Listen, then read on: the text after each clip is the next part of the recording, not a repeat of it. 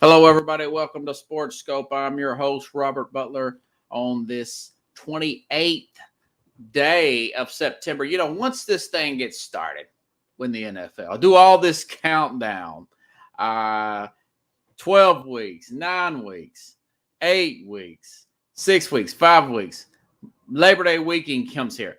Then we got the college. Then we're planning for Thursday. And now that the season started, we're already almost at the end of September. That's how great this great game is. I will say. But sorry, folks, something came up there on my computer. And I'm going to start posting more. I know a lot of the brand builders do this. They go live and stream stuff. For instance, I did put out the video, one of the first to do so because I have a DVR of the Detroit Lions get robbed, the Ravens, where they were a delay of game. They were 3 seconds past a delay of game. That should have been a 70-yard field goal. But anyways, I'm going to start posting more to help the brand, just give you guys an update of what I'm going to talk about, stuff I'm doing throughout the week. I've been putting it off for a while, but I know a lot of the big brand builder people, Steph Wood, she recommended it. And she started a few new brands. Ladies, she's been a guest on my program. So we'll start doing that as much as I possibly can. But a lot to talk about tonight in the NFL in week 3. A little bit of college football there, some surprises there. But I want to say this, and I tell people this. I've been saying this for years. For those who don't know me, I've had these conversations with my dad a few times about the NFL, particularly when you're doing like betting and fantasy, is each year has its own identity. Even John Gruden said this. You're never going to be the same team.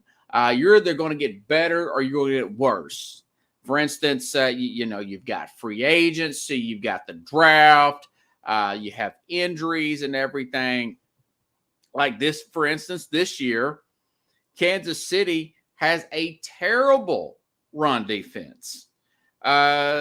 It's more of the identity of the Chiefs before they hired Steve Spagnuolo. But now, I mean, of course, they're bad again. But one thing, everybody's gunning for them. So that's a more identity of this year. The Rams, they are the best team in the league right now, in both leagues. I said, maybe I put Arizona ahead of them in NFC. No, they are the best team. So that's the identity of this year's team. It's different from 2018 that made it to the Super Bowl, and it's different from last year's team that got put out in the second round, but did make it to the second round. Okay, but each season, folks, has the a new identity. For instance, the Raiders actually have a decent defense now that they can hold a hat on. We saw the Dallas Cowboys last night, and I'll get in my news and notes section, but they have a better defense. They have a better run game. This is a different identity than teams in the past. Okay, so you have to keep that in mind that at each things are not going to be the same. Tampa, this is more of the identity of the Tampa team a couple of years ago, except now they have a blazing hot offense, but as far as their secondary. But that secondary was fixed, and then they've had problems again.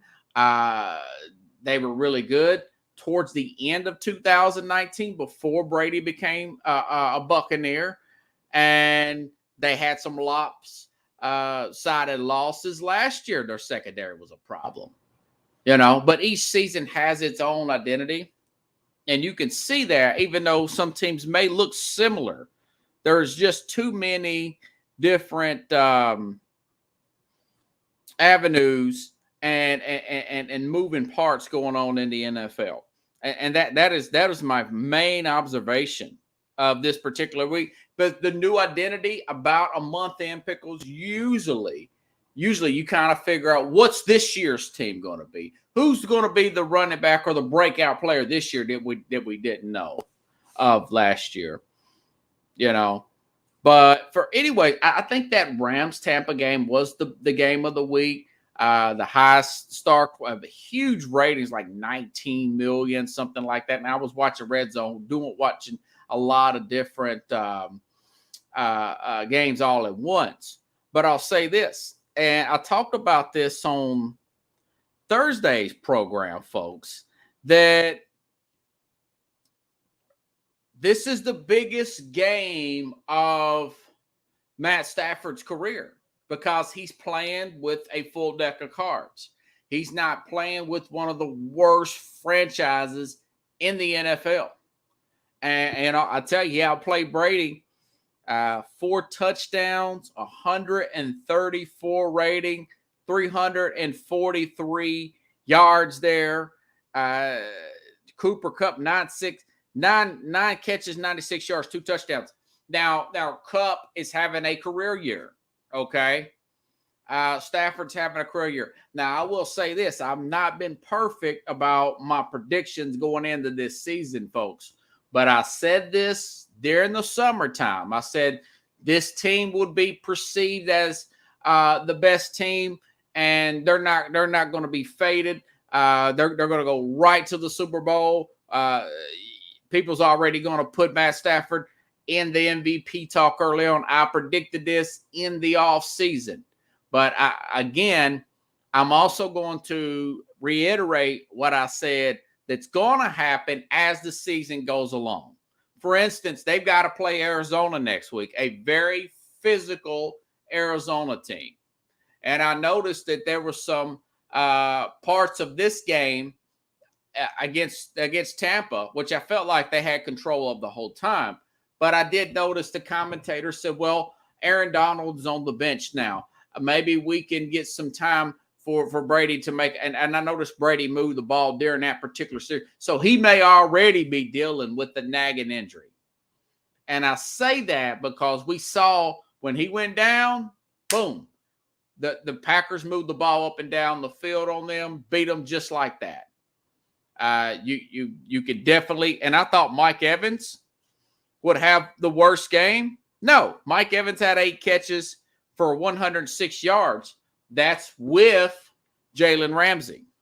If the playoffs were to start today, last week I said maybe I'd make Arizona the top 6. Now I would, without a doubt, the top 10 in offense, defense, run defense, deep threat, coaching, even coaching. I would definitely put the Rams as the favorite. But again, they're a very top-heavy team that the least amount of injuries for key positions would throw them off. I mean, they would fall down hard. Some of these other teams, I don't think it would be that hard. But you got to give credit where it's due. Sean McVay, 1 penalty in that game. 1 penalty. He is a guy, and I got to give credit because I have criticized him a lot in the past because he's so young. But he surrounds himself, Sean McVay, with people who know more than him, and he's not insecure about it. That's one thing that I like about a guy like a Nick Saban, for instance, in the college game. Nick Saban will go out and hire a Bill O'Brien, a former head coach in the NFL. He'll hire a big name, a controversial name, but a talented coach like a Lane Kiffin from a former head coach, a Steve Sarkisian, a guy that had his personal problems and drinking issues, a controversial guy, but he knew that he was good at what he did. Very secure. And I see that with McVay and his staff. 1 penalty in that game. The guy surrounds himself, his first year, he surrounds himself with a guy who's probably older than his dad and Wade Phillips to run the defense. So he's not insecure enough where he feels like he has to hire somebody he knows he's smarter than. So right now, but again, I do not think that. I do not think this team is going to be I still don't think they're going to be the one. I think that Tampa will get better. Like I said at the beginning of the program, Tampa even before Brady got there and Todd Bowles ran the defense, their secondary was really bad. Maybe it's a change of weather, getting guys inclemented, but the secondary got better because they're last in yards allowed through the air. They're last. They're not last in points. That's Kansas City, but passing defense, Tampa's last. But they were like this in 2019. They got better and better and better.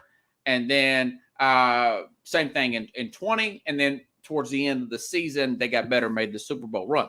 But I think injuries will catch up with this very top-heavy Ram team, but they're fun to watch. And I give credit to where it is due at proper time, okay? Let's see. Jared Goff, no excuses. And plus, on top of all that, Richard Sherman has visited to Tampa today. There was no contract signed, but they brought him in, okay? So we'll see how that plays out. Brady's been out courting Richard Sherman. Brady is a guy who looks past personal problems with guys. He was a roommate with Antonio Brown, let him stay in his house. Brown has made a nice transition. He's been reaching out, from what I've read, to Richard Sherman. Now, Sherman may get beat physically, but Sherman's a good communicator, motivator to his fellow teammates, and I think that'd be a good idea. Plus, I'm sure he would want to do it just to want to do it. You know, it's not like he is needing the money or anything like that. But I think he wants to get involved. Now, I've got some other stuff, guys, I'm going to get this pretty controversial about with Ron Rivera and why their defense is falling off. I'll get to that in a minute, along with the Giants and what the owner said, which is pretty much, not to be patting myself on the back, but I could see where the ship is going with New York and the Giants. It's going towards a giant iceberg. And the coaching staff, the general manager, and probably Daniel Jones, they're all on the Titanic, and I'll get to the details in that in just a second. But that was a game Sunday night, and I will say this. About this 49er and this 49er and Green Bay Packer game, that these guys, okay, first of all, the Packers had their left tackle backup. We talked about their left tackle. His Dave Bakhtiari is going to be out first 6 games. We already knew that. Center, they lost the center in free agency. But his backup was out, and then they had the third string.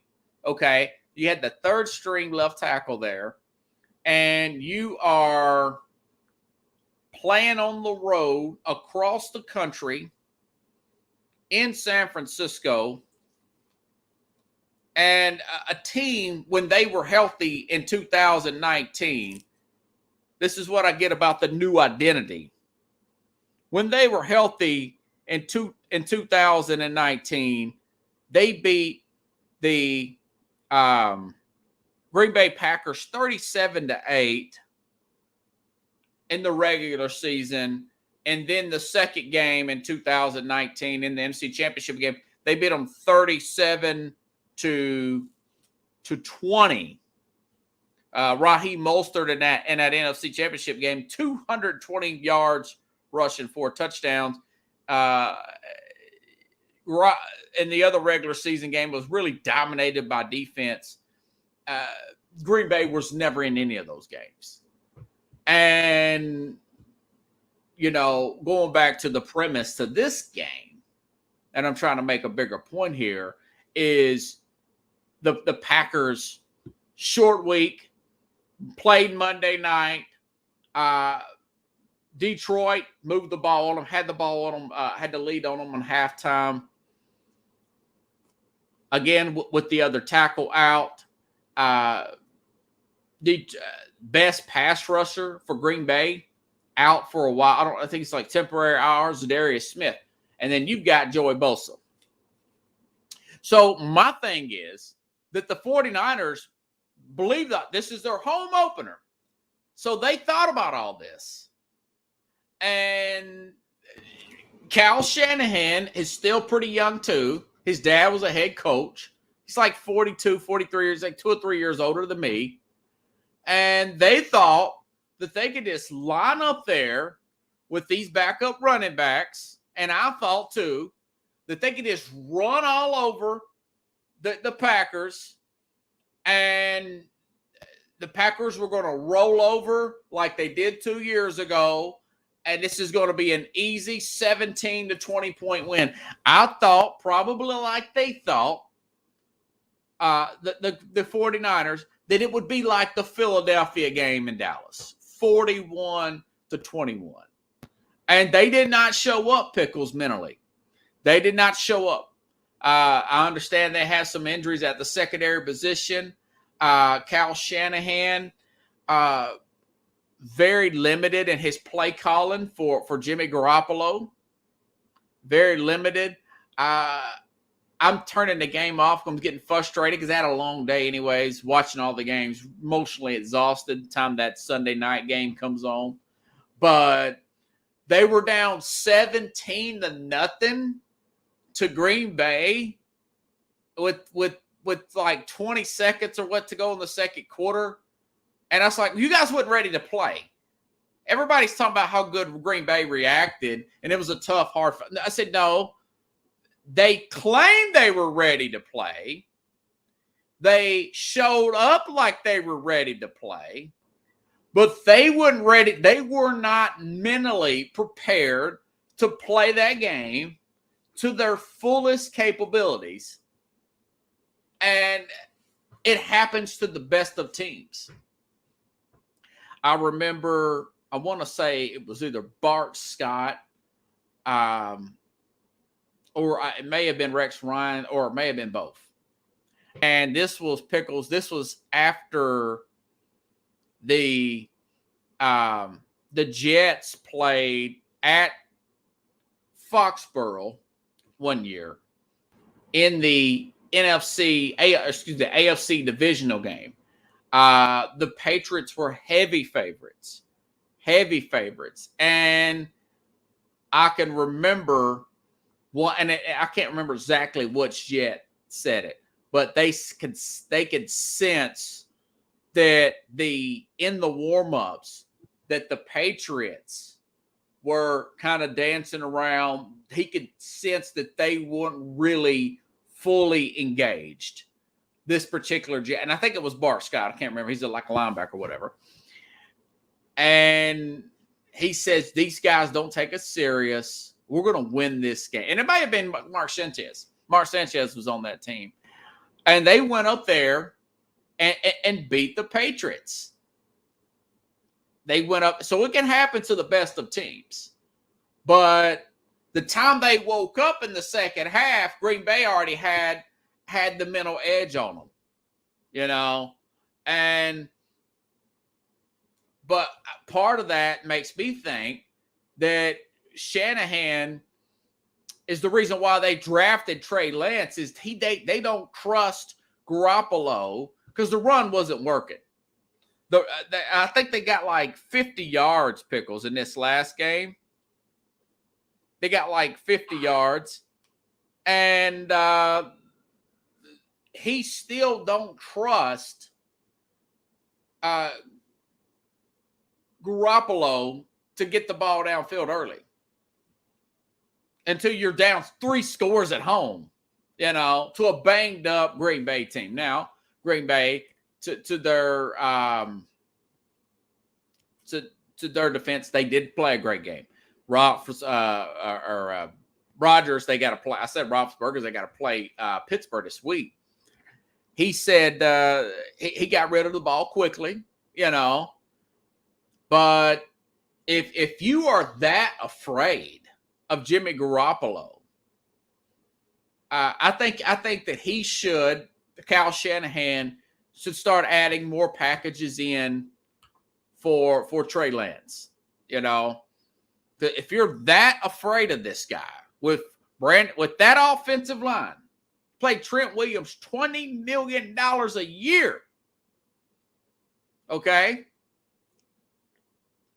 With that center, that offensive line, Brandon Ayuk, Deebo Samuel having a great season. George Kittle.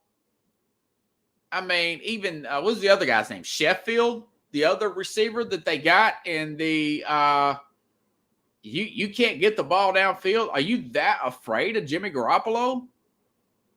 Because that just wasn't, they were not ready. They were not ready. Or maybe I just had them overblown. Maybe I was too caught up in the 2019. But we'll see how it plays out for them. But I will say that I do think I had them slightly overrated. I do think that I had them slightly overrated. Okay. Dan Orlovsky on ESPN said that about Justin Fields and Matt Nagy on the Bears, that he said, hold on, let me make sure. He was really throwing Matt Nagy under the bus as far as preparation, game plan against Cleveland. And no, Cleveland had 9 sacks. And this was interesting. Dan Orlovsky was on the show Get Up, and he said this about Matt Nagy, and there's some history here, and I'm going to go ahead and tell you, something's going to go down in Chicago at the end of the season. I can already see this coming, and it's going to go down in New York with the Giants. I can already see that coming as well. But this is Dan Orlovsky on the show Get Up, ESPN Get Up, on Matt Nagy and his preparation and game plan with Justin Fields against the Cleveland Browns. Was either negligence or intentional. It's been 149 days since the Bears drafted Justin Fields. You had 149 days to start to build the game plan around the skill set of this young man, and it was an embarrassment. Justin Fields threw the ball 20 times yesterday. 13 times they went with 5-man protection with no help for their offensive line. 13 out of 20. Yesterday you showed us that you are incapable of designing the proper game plan around a dynamic quarterback, or you showed us that it was intentional, that you wanted him to fail and you set him up to be a disaster. Now that could be true. That could be true. I think that even though Ryan Pace, the general manager, hired Nagy, I think there's this rift between him and Ryan Pace. Listen to this other story. Going back to last year, 1 year ago a day, Pickles. And this is from Sports Mockery. Does a rift exist between Matt Nagy and Ryan Pace? Matt Nagy has fundamentally changed the course of the Bears franchise this past Sunday. That happens to bench a former number 2 overall pick and Mitch Trubisky, who was struggling. He looked way too much like a player that was so lost in 19, sensing his team was about to cave. The head coach decided to go with Nick Foles for the rest of the game. That was in the I want to say that was in the Atlanta game last year where they came back and won. And former NFL quarterback Greg McElroy is asked on ESPN, also Get Up, what his theory on was for taking out Trubisky and putting in Nick Foles. He says it tells me that there's a disconnect between the GM and the coaching staff. This is over a year ago. So therefore, if they had not to make a decision about their quarterbacks going to moving forward, it had to happen in game, because if you actually watch Mitch Trubisky and his performance on Sunday, it really wasn't anywhere near as bad as we've seen him over times. So it tells me there was a premeditated move by Matt Nagy and his staff saying, hey, we can't do it in this week leading up because there's meddling in the front office. So what we should do Well, do it on game day, and hopefully Nick Foles provides a spark for the offense. That's exactly what happened moving forward. So this goes back a year, and Nagy probably saying that this kid that you're drafting to save your job, to get playing, you might have drafted him, is not ready. He's had problems in the preseason, and Justin Fields, with his protections. And now you're wanting me to force me to play him knowing that he's not ready. And then on top of that, I think, in my opinion, it was another one of his great moves, Brian Pace, to bring in Andy Dalton. I say this every week. Nick Foles is not a world beater with the Bears. I get it. He had some down times there, but he has won Super Bowls, and he rises to the – it was Nick Foles that was a quarterback when you beat the Tampa Bay Bucks last year. Andy Dalton, a Ryan Pace guy, struggles to play well in any kind of important game. So my thing is that it's Ryan Pace is the problem. Nagy might not be head coaching material, and he's not completely innocent here. But he has, got Mitch Trubisky into the playoffs, who's now a backup at Buffalo. They did win, 13 games in the division one year with Mitch Trubisky. And they did get to the playoffs with all that cap money on Nick Foles this last year. So I'm thinking that the powers to be are probably going to and this is what I would do. Something's going to happen. Everybody may get fired. Or at least I know that general manager is going to get fired. I know Ryan Pace is going to get fired. And if I'm ownership of the Bears, I say, okay, I'll tell you what.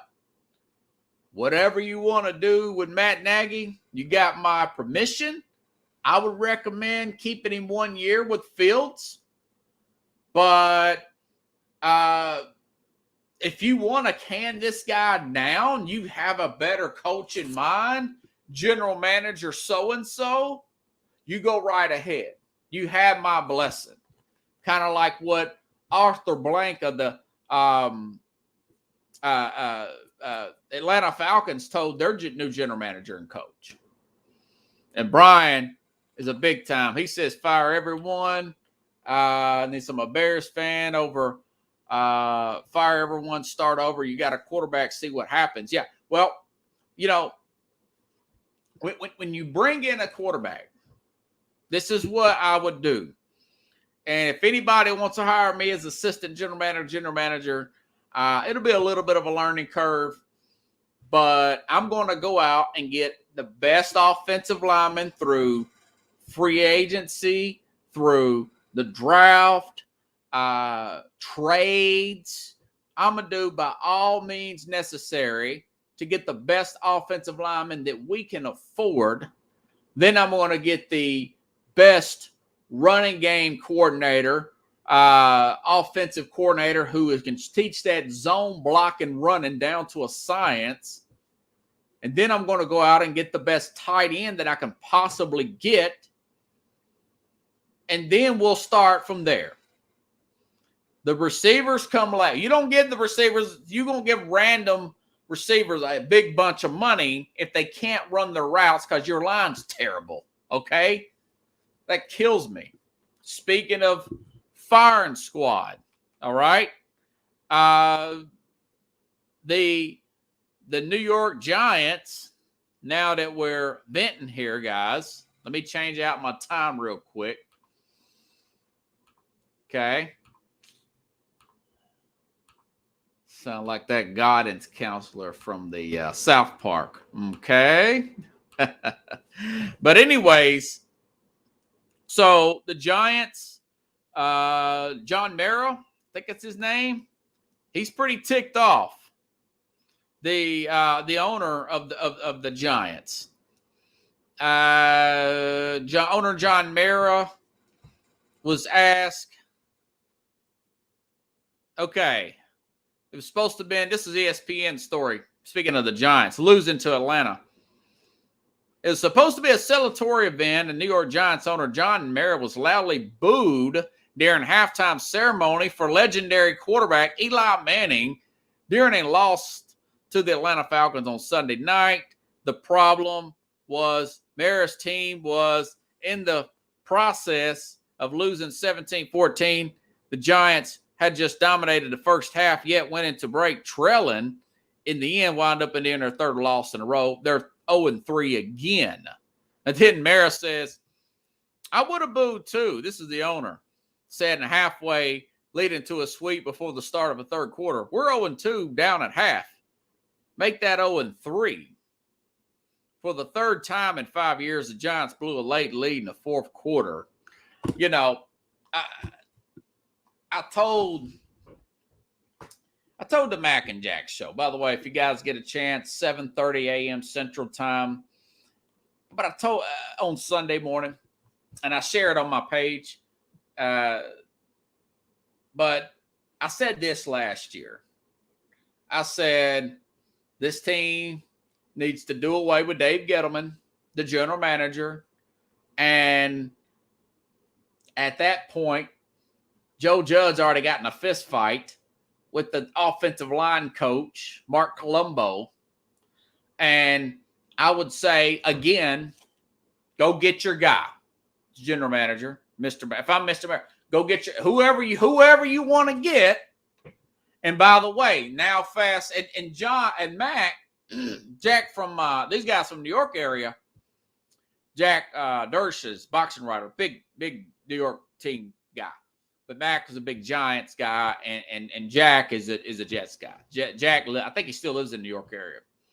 But he says that I'm crazy, wanted to sell the team. He thinks I'm overreacting. Now look at me 1 year later. 1 year later. You know, do you want to pay Daniel Jones a big chunk of money?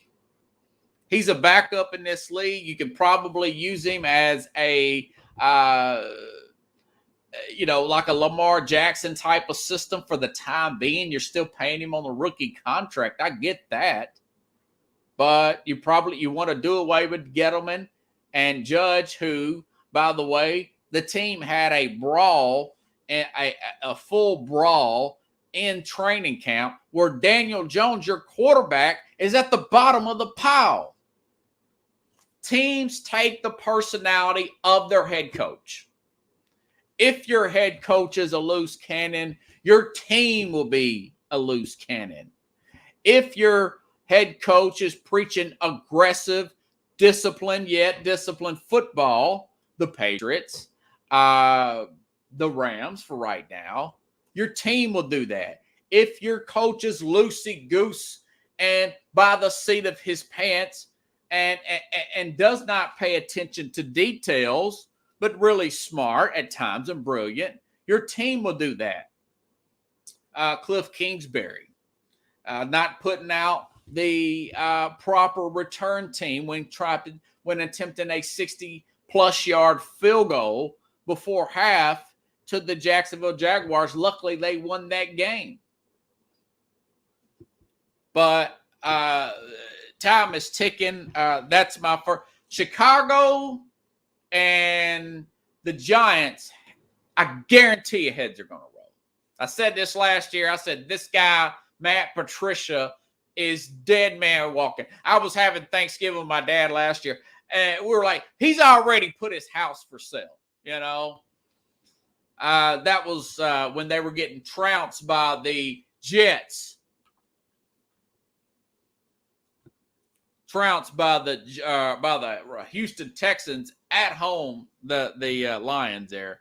Did anyone catch Mahomes at the bottom of the pile, the fumble? I was quarterback. You're supposed to be at the bottom of the – well, yeah, that's different. But if there's if the linebacker's getting into it with a fullback and there's a big pile, there's no fumble there. I know a lot of people criticize Cam Newton for looking at that fumble in the Super Bowl, and I was one of them.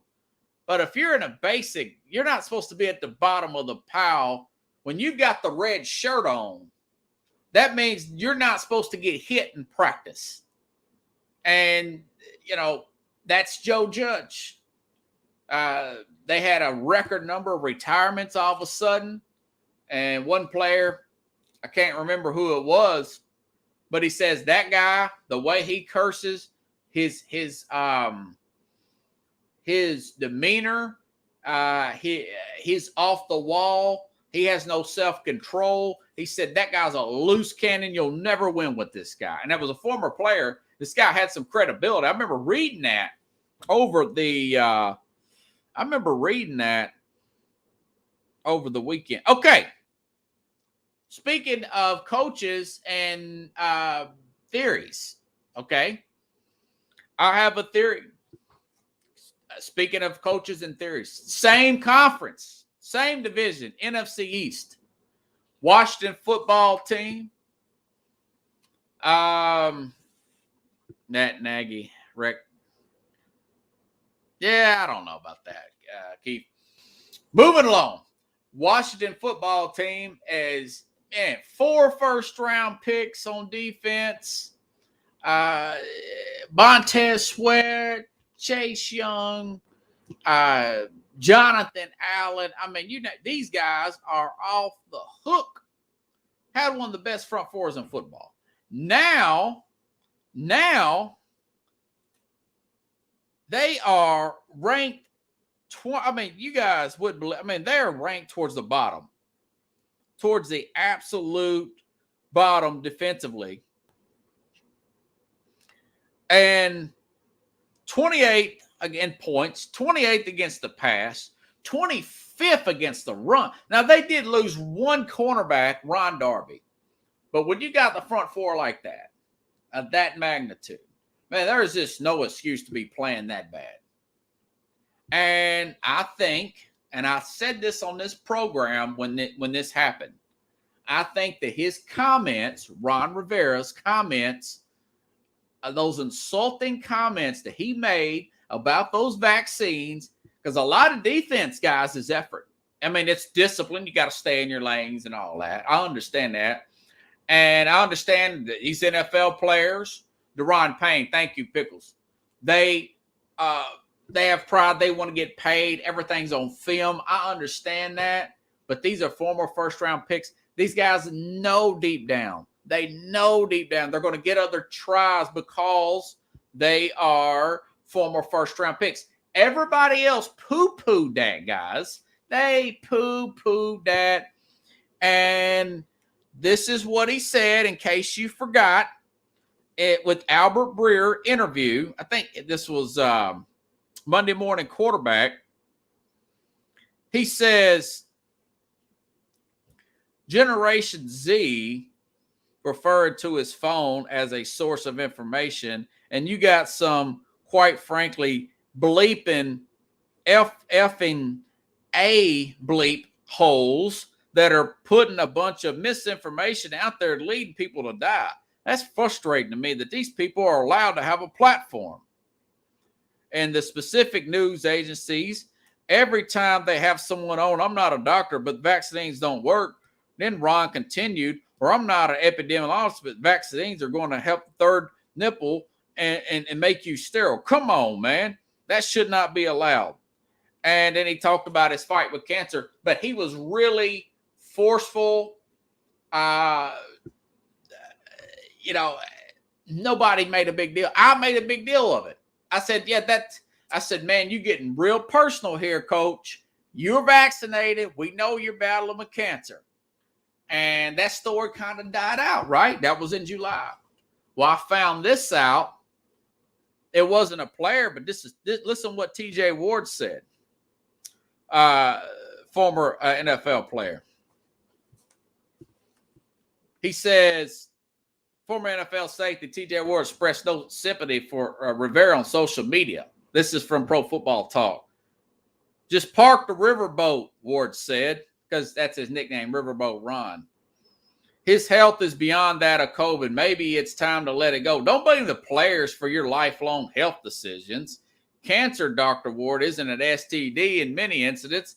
It's genetic. While some behaviors increase the risk of certain types of cancer, that the idea of sympathy for cancer patients should be tempered because it's fault of offensive of so many. Then he says, at some point, you got to pay for the vices, he said. Cancer runs in my family, many Americans, but also diet, cigarettes do as well. Accept the responsibility. Don't blame and be disappointed in your 23-year-olds because they have their own bodies and opinions about their health. Ward later deleted those tweets and added a new thread. So he's saying what the players really thought. That it's not something, it's not everything, but it's something. Treat people the way you want to be treated and be honest with them. But if you talk down to them and knowing they're millionaires, and he knows better, he's a former player, 2-time coach of the year. I still like the guy. But I told you that this was a problem and it's going to go quiet, but you're going to see it could affect the play on the field. And you say, well, no, trust me, they don't have any injuries on their defense. I just read they're 25th, 28th with that kind of talent. You don't push yourself through that block. There's a little bit of lack of players call that going through the motions. A lot of coaches call that going through the motions, you know. But I was going to take Washington's defense for fantasy, Brian says, but went with instead I got Pittsburgh. Well, Pittsburgh with T.J. Watt, they're a totally different team.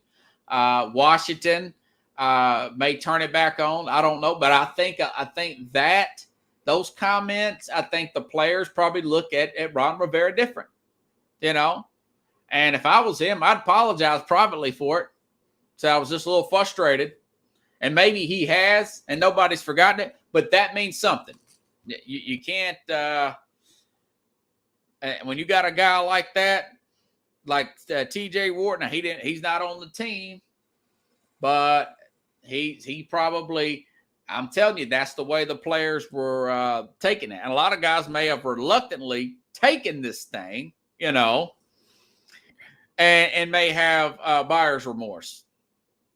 But anyways, so that is what it is.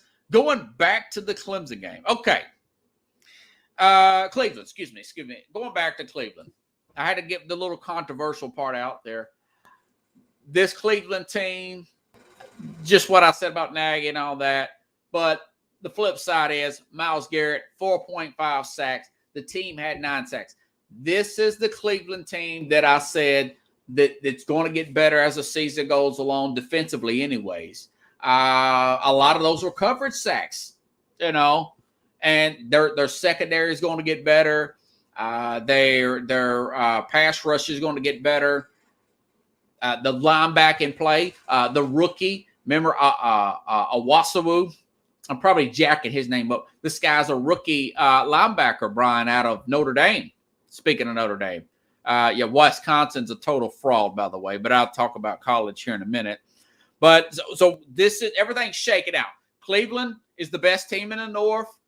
Baltimore, I posted this, guys. If you didn't see it, I'll tell you now. And you can go check on any of my social media links.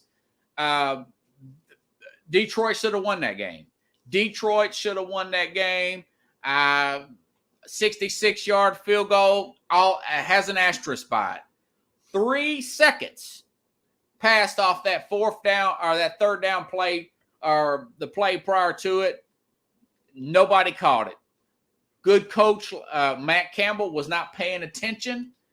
He should have had somebody watching that play clock. As soon as it went to 0, he should have jumped in front of the ref and said 0, 0, 0.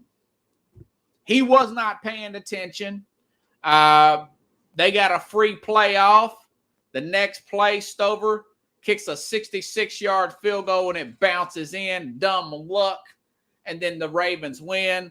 Ravens are going to get beat next week by Denver. I'm calling that now. The Lions got robbed there. But we know that Cleveland's the best team. Pittsburgh, as I predicted, got beat. They got demolished, actually, but they got beat by Cincinnati. But Cleveland's going to get better and better and better. Odell Beckham, a couple of great catches there in that particular game. Okay. Wow, man, there's a lot of stuff going on here. Let's see. All right. Jeez, I don't know what. I mean, I'm so many tire fires in the NFL. I guess I'll go from most popular to the most least. Okay. Let's see. Clemson, Cleveland. We talked about the Giants and their all their crap. Baltimore. Okay.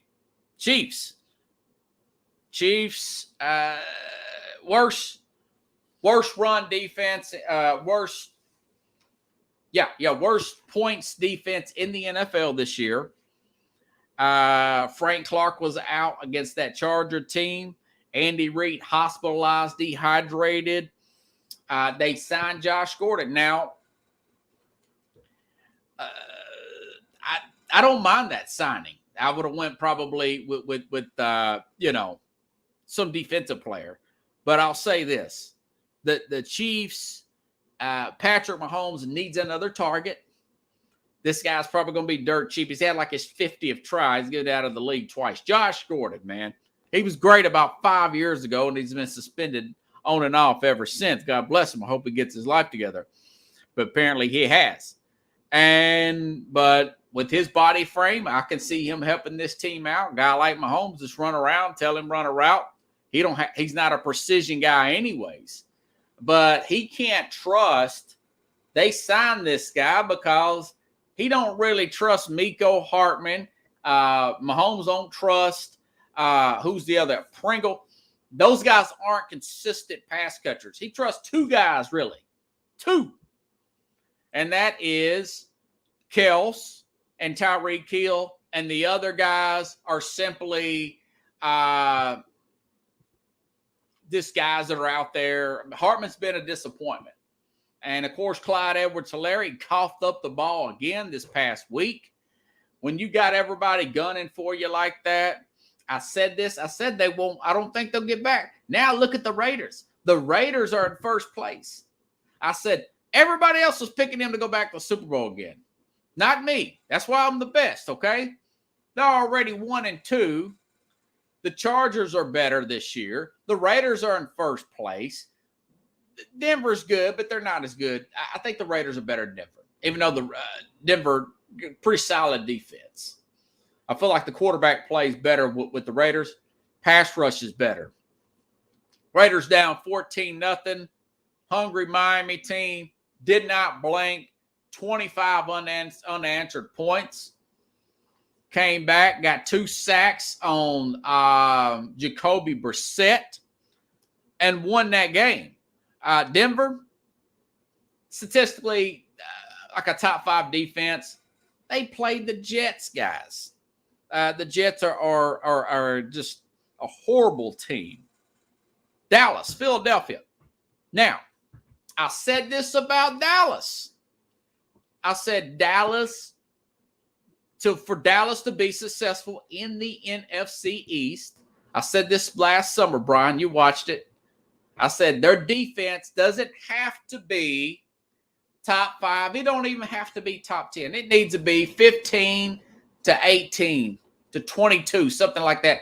It was 32nd last year, guys. Total D. 30s to 30 is it's historically bad at one point. 400 or 500 yards a game. Guess what? Dallas, 13th all-around defense now. They lead the league in plus-minus turnover, which means they're +5 in turnovers. They're creating a lot of turnover. They're quicker. Michael Parsons playing like a defensive player, rookie of the year. They're faster on defense. And I also said another thing. It also helps when you have a good running game. I want to say they're 5th in rushing. Detroit or Baltimore's number 1. I think Cleveland's like 2. But they've got a dual threat there. Tony Pollard, other than yesterday, Monday night, has outpaced Ezekiel Elliott. I don't think they can win the Super Bowl. They're not on the Rams level. I don't think they're quite on Tampa's level, but they're good enough to win the East. If you get in there and you get hot, things can happen, you know. Zeke had 80 yards, 2 touchdowns yesterday. This is the best cast. People could say what they want. This is the best cast that Dak Prescott has had around him since being a Dallas Cowboy offensively. This is better than the 13-3 season. You say, why? You know, I love Jason Witten just as much as anybody. Big University of Tennessee fan. I live in Tennessee. I'm out of Tennessee. But he was on the back end of his career. Dalton Schultz is in his prime, okay? You've got 2 running backs now he can depend on. All right? He has Dalton Schultz caught a touchdown. I saw him coming on last year. CeeDee Lamb, much better than Dez Bryant already, in my opinion. Mari Cooper brought in as a number 1. Like him better than the players they had. They only had Dez Bryant. With his rookie year, they went 13-3, Dak Prescott's. I'm saying this cast is better than that cast. CeeDee Lamb's a fantastic player. I even like Cedric Wilson, the guy that's a fill-in wide receiver there. They got another tight end. I can't even remember his name. He's coming back from injury. And then they got Michael Gallup, who's injured, but Wilson's playing just as well. So they are loaded, the offensive line. They even got Lyle Collins has been out, and they're still doing a good job dominating the line of scrimmage. So, and people are so high, like Colin Cowherd, so high on Philadelphia, saying that Philadelphia is going to lose. Now he's saying that Dallas is beating up on bad NFC East teams. Which one is it, Colin? Is Philadelphia the team you said 72 hours ago on Friday that was going to beat Dallas on Monday? Is that good? Or you're saying Dallas is beating up on a bad NFC East team? You're contradicting yourself. No, I said that Hurst is inconsistent in college, Jalen Hurst. He's inconsistent in the NFL. And with this Dallas team, they're going to overwhelm these guys in Philadelphia. And they're going to overwhelm the entire division with offense. And they're going to be just good enough. Barwin, thank you. He's not as good as Schultz. Schultz is better. Barwin's probably a better blocker. But this team, they're going to overwhelm the NFC East. And I was right. You know, Joe Judge, you got to do away with Joe Judge. Jalen Hurts is not going to be that guy. When all the smoke clears, go after Deshaun Watson, Philadelphia. Okay? And Washington, Ron Rivera, apologize to your players about the vaccine crap. Privately, you know. And, Taylor Heinicke got a good release.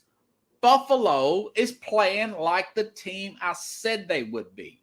I said Buffalo and Cleveland is going to be 1-1-8. I like Cleveland's roster overall better, but I like Josh Allen better than Baker Mayfield.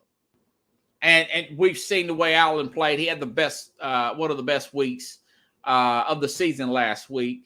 They are heavily favored again. They're playing Houston this week. They're 16.5-point favorites. You know, Buffalo's going to be the cream of the crop. I said that the Rams would look like the world beaters at the first month of the season. I'm making this prediction.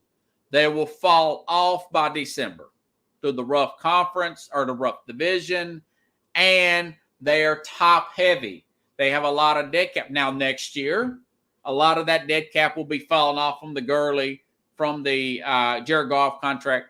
Maybe Stafford can restructure. They can get some more depth. But I think it's going to fall off, and they're going to fall apart towards the end of the year, and someone will emerge from the West.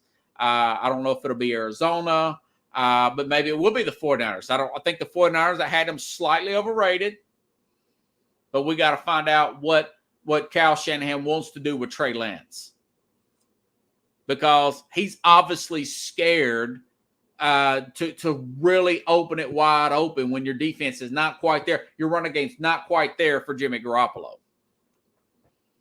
So that is a lot to be said in the NFL. Here's some quick other notes around the league observation. The Jets are bad offensively. The Jets should have and should continue. And I said you should be patient with the Jets. This guy's 20 years old. One really good starting year. Talented, this quarterback. But they didn't put a lot in the offensive line. They did not put a lot at getting a tight end of high value through free agency or draft. And they're averaging 6.7 points a game. That is historically bad, Jet fans. But I said be patient. He's young. And he's going against a great conference there. You're a great coach in New England. And I'm talking about Zach Wilson, of course. Chicago, Miami, and Pittsburgh also have the worst offenses in the league. Miami, again, buyer's remorse on Tua, and now you're paying for it. Also, another team who did not do nothing with the offensive line. Chicago, you got too much money invested in quarterbacks. We've already talked about that. The top best offenses are Arizona, Tampa.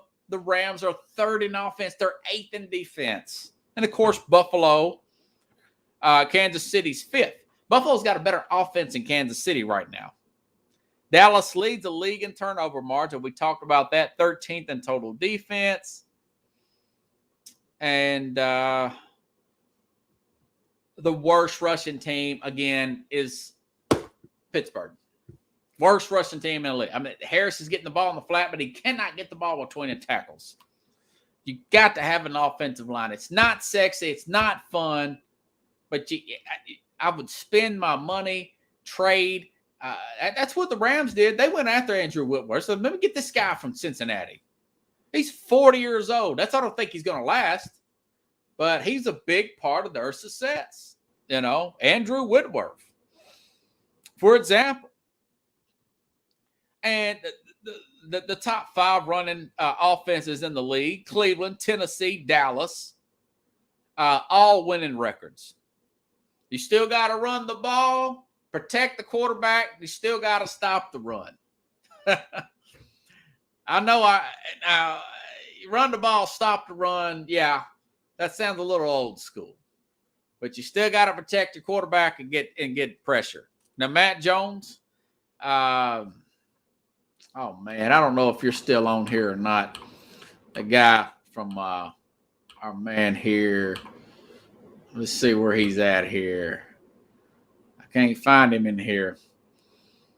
Well, Keith, I was hoping you'd still be here.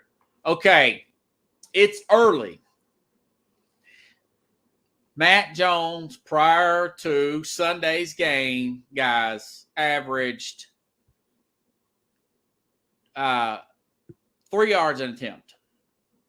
And they got behind. So the Saints had a good game plan, got the ball downfield, and they tried to open it up. Bill Belichick and this coaching staff with Mac Jones, and had 3 interceptions. So my fear with him is, I say fear because I'm not ready to call this a spade. But my fear is Mac Jones may be Pickles, Alex Smith 2.0. A guy who can't get the ball down the field. He's going to have a very high completion percentage. He can get rid of the ball quickly.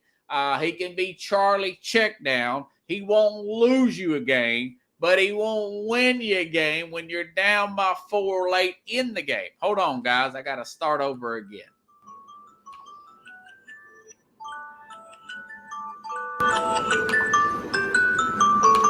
Okay.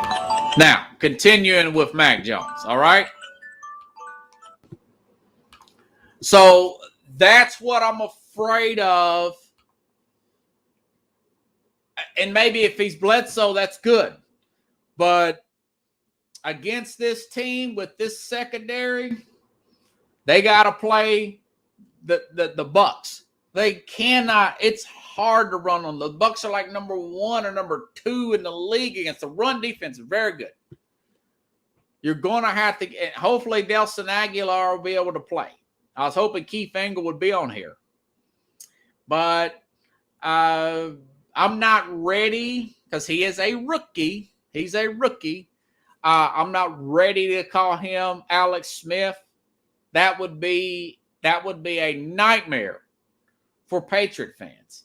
After as good as him and even Zach Wilson have looked in the preseason, they are both still rookies now. But you're going to have to work on deeper packages for Jones. He seems like the type to get it done. Just because he's a thin guy, a small guy, that doesn't mean he can't get it down the field. But right now, the early observation is that's Alex Smith. But with the coach and everything, I think he will get better too. But that's the early through counting the votes. That's what the precincts are telling me. Do the political analogy. But it does not look good as of right now. But that was a heck of a game plan. Kudos to Sean Payton and that Saints team. I think they actually come back to New Orleans and they play the Giants this week. Okay, college notes. Oh, geez. What else should I say? What should I start at, folks? I mean, okay. Another hot take. I mean, here's some hot takes. I'm going to have to turn the air down again, Brian. Regret letting Cam go. I would have never got rid of Cam. Cam would have been perfect. He could throw the ball downfield. I disagreed with the Patriots for doing that. And I think they do regret it. I would not have let Cam go. That was just it was a bad call then. It's a bad call now. Be a bad call 10 years from now. Not unless they win the Super Bowl, it's not going to happen. They're not going to get past. They're not going to get past this Buffalo team with their strong defense and their running game, which is improved. Oh, man. This guy, I think his name is Cal Vaughn from Ohio State, or Von Pope. Ohio State linebacker quit the team in the middle of the game. Ryan Day says he's dismissed. This is his third year of Ryan Day. Okay. It looks like Ohio State's falling apart. Usually, when a coach takes over that nobody's ever heard of, Ryan Day, and off of something controversial or a great coach retires, the team will play well the next year. They'll look just as good, and everybody's going to say everything's fine. They're going to be great. And I thought that was going to be the case with Ryan Day. Ryan Day is in his third year. I thought his first year, like, for instance, Wade Phillips. When Bill Parcells left the Dallas Cowboys, he couldn't get along with Jerry Jones. They went 13-3 with Wade Phillips. The next year, they were like 9-7. Then they fell off a cliff, and then Wade Phillips gets fired. That happens a lot. It happened with the Hurricanes when I think was it Butch Davis in 2001. He left, and I can't remember the old man that took over. But a few years after Butch Davis, it's usually 1 year, possible two. Well, in this case, I was thinking last year that they would fall apart, but they get the former number one overall recruit, Justin Fields, gets them to the playoff. They get to the national championship game. They get torched by Alabama, and he's still recruiting well. But now you see how they got ran by Oregon. I think they play Rutgers this week at Rutgers, and I wouldn't be surprised if Rutgers don't beat them. I've got a feeling this is going to come full circle, and he's going to be that mediocre coach that I thought he was. Young guy, 42, never had a head coaching job. Right place, right time. Ohio State is a massive job, massive pressure. You have to have an Urban Meyer type of guy, or the guy that won the national championship in 2002. Triskel, Jeff, I can't remember his name. You guys can help me out here. But I can sense that. Like, if for instance, Nick Saban left this year, 2021, they'd probably go 12-1, 13-0 next year. But the year after that, they'll go down a little bit more. And the year after that, then they'll look like the 2006 team, 7-5. Not unless they hire a really Dabo Swinney or somebody, right? So Ohio State, stuff like this happening. I think Michigan's got a shot at them this year. I think Penn State's got a shot. Penn State's the best team in the Big Ten. Wisconsin's a fraud. My bad, Brian. I was reading too much in the field. Still, Notre Dame, they're legit. They're not national championship legit, but they're, Brian Kelly, Jim Tressel. Thank you, Brian. Yeah, Tressel's a pretty good coach. A good guy. He got fired over some tattoos. God, how stupid, right? He's not Urban Meyer, but he's championship good, And Clemson, that's what really impresses me about Nick Saban. Clemson lost to NC State, and so you're going to miss on a quarterback every now and then. Everybody misses on a quarterback. This DJ Alukamama or whatever, he's got like a weird last name. This quarterback from Clemson is, he's just not Deshaun Watson. He's not Trevor Lawrence. And now you see how good this team is. They're like 25th, but they're not going to be in it. I don't think Ohio State's going to be in it. I think it's going to be probably Penn State now. Alabama, probably. Georgia. And maybe a Pac-10 team, or Oklahoma or somebody. Excuse me, Big 12. Excuse me. Oklahoma. And it may be Oregon. And Oklahoma usually starts slow and they get better as the season goes on. Iowa's got a shot. This is the best Iowa team I've probably ever seen under Kirk Ferentz. But my thing is that it's not Ohio State this year, a nice, pleasant surprise. Sam Pittman. Who the heck is Sam Pittman? He's a guy that's a coach of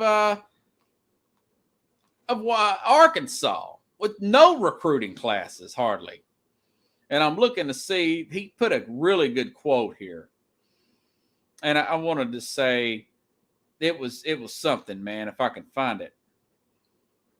He said something in regards to, okay, listen to this. Package last week, the loudest you are at practice is when the team does something good. Is that something you adopted from a coaching role model of yours out of curiosity, or is that just the way you are? Where does Sam Pittman, Arkansas coach, who beat Texas A&M last week? It came from when I was younger, when I'd go to other practices and I'd be wowed at what was going on at practice. I don't think you can reach your full potential out of fear. I think you can out of want to. And Yeah, I don't think you can reach your full potential out of fear. I think you can reach it out of want to. Pittman blown out Texas.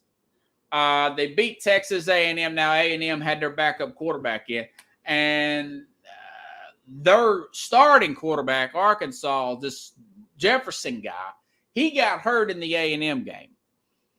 But they were up 17-0 like that on Texas A&M defense. And they, like I said, they blew out Texas. Now they got to play at Georgia. If Jefferson comes back, I think they'll give Georgia a game. Georgia's like 18.5-point favorites. Georgia's got NFL players for days. Georgia is a team that is finally coming. This is the one year I just did not want to do it and call them the champion like I have the last 2 years, and they made me look stupid. But with JT Daniels back there instead of Stetson Bennett, the clone guy, with those linebackers, all those first-round picks, they have a chance to win a national championship this year. This may be Kirby Smart's best year. But that's going to be an interesting game by Arkansas. If their starting quarterback plays, they are number 8 in the country. And, of course, Georgia's number 2. Georgia beat Vanderbilt 62-0. The Jets or the Vanderbilt of the NFL. They can't score on anybody, and they get blown out every day. So that's my thoughts on the college game, folks. I do. It's a great season in college this year. There's more parity. Ole Miss plays Alabama. It's at Alabama, but I think Ole Miss could beat Alabama. Corral, the quarterback there for Ole Miss, I think they put 45 points on Alabama, more than anybody did last year. And you've seen that Alabama is vulnerable. They almost they were pushed pretty hard against Florida, but this team is way more offensively efficient than Florida. Florida's breaking in a new quarterback under Dan Mullen.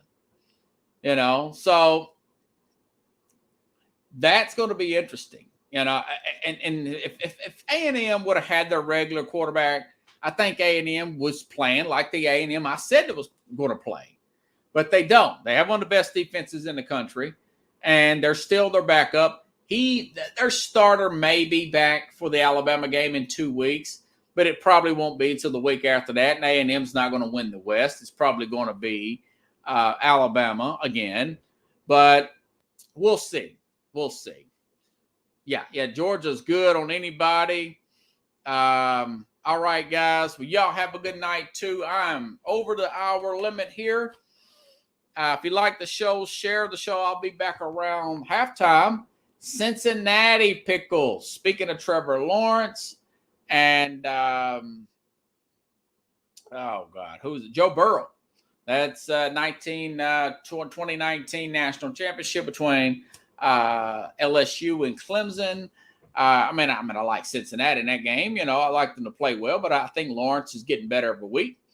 So if you like the show, again, share the show. I'll see you at halftime of that game. Can't wait. If you want to contribute to the program, give to the ZELLE app. You can use that. And through sports, the word sports, the word SKOPE at gmail.com if you want to contribute to the program. Other than that, have a good night, everybody. I will see you Thursday to talk about the upcoming games and whatever's breaking in news here on Sports Scope and on the Cincinnati. That's right. And they play Notre Dame, too, this Saturday. I can't wait to see that, Cincinnati in the college game. Going to be a good weekend, guys. Thank you.